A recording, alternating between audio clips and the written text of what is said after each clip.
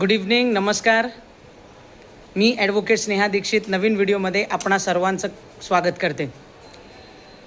कालपासनं marriage सर्टिफिकेटचा video टाकल्यापासनं असंख्य लोकांचे प्रश्न आहेत, असंख्य लोक गोंधळलेली आहेत आणि तो गोंधळ कुठेतरी तुमचा कमी व्हावा म्हणून मी डॉक्युमेंटेशन काय काय लागतं ह्याचा देखील व्हिडिओ बनवलेला आहे, तर तो जरूर बघा, हो की नाही. कारण त्याशिवाय डॉक्युमेंटेशन नसेल तर तुम्ही मॅरेज सर्टिफिकेट काढू शकत नाही. दुसरी गोष्ट म्हणजे 2-3 लोकांचे असे प्रश्न आले. बारामतीवरनं मला आज 4 कॉल आलेत की ग्रामपंचायतीचं जे सर्टिफिकेट आहे ते व्हॅलिड आहे का. तर त्या प्रश्नाचं उत्तर असं आहे की हो, ग्रामपंचायतीचं जे सर्टिफिकेट आहे ते व्हॅलिड आहे.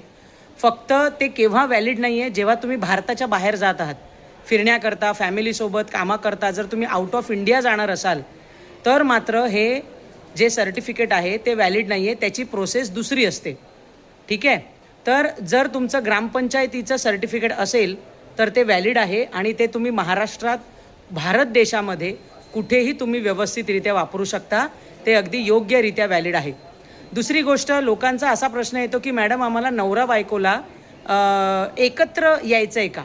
अरे, मॅरेज सर्टिफिकेट तुम्ही घेताय तर रजिस्ट्रारच्या समोर तुम्हाला दोघांनाही उपस्थित राहणं म्हणजे हे विचारणं कसं झालं. लग्न केलं तेव्हा तुम्ही एकटे होतात का. लग्न केलं तेव्हा एकटेच हॉलमध्ये होतात का. सप्तपदी घेतलीत तेव्हा एकटेच फिरत होतात का. नाही ना. मग जेव्हा मॅरेज सर्टिफिकेट काढायचं आहे तेव्हा तुम्ही दोघं देखील त्या ठिकाणी रजिस्ट्रारच्या समोर उपस्थित राहणं किंवा ग्रामपंचायतीच्या मुख्य माणसाच्या समोर उभं राहणं हे म्हणजे साहजिक आहे.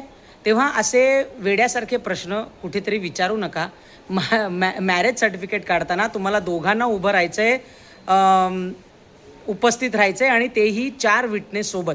त्यामुळे ही सगळी जी काही माहिती आहे ती मी त्याचा व्हिडिओ बनवलेला आहे आणि तो तुम्ही बघा आणि मला व्हॉट्सअपला कनेक्ट व्हा किंवा माझा जो कॉन्टॅक्ट नंबर दिलेला आहे त्याला तुम्ही फोन करून मला विचारा, सो दॅट मी त्याची प्रश्नाची उत्तरं देऊ शकेन. बऱ्याच जणांना चे जे प्रश्न आहेत त्यांना मेसेज टू मेसेज उत्तर देणं शक्य होत नाही, ही बाब लक्षात ठेवा. थँक्यू.